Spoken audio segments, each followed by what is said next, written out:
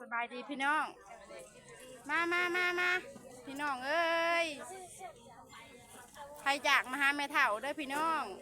อยู่นี่แหละเทิงวันหน้าตาแม่เฒ่าขี้ร้ายแต่ว่าเฮ็ดกินก็เป็นอยู่ได้พี่น้องเอ้ยบ่แม่นแม่เฒ่าเฮ็ดได้คนอื่นเฮ็ดได้พี่น้องมาใครอยากมากินน้ำแม่เฒ่าเด้อพี่น้องแซ่บเด้อ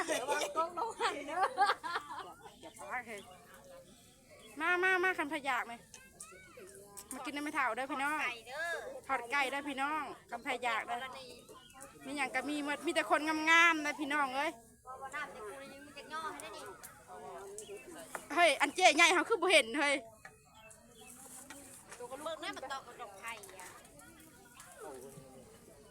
เอาแบบนี้น้อยเนาะเห็นอยู่เด้อมาเด้อผู้ใดอยากเด้อมาหาแม่เฒ่าเด้ออยู่เฮือนครัวเด้อพี่น้องเอาเปล่า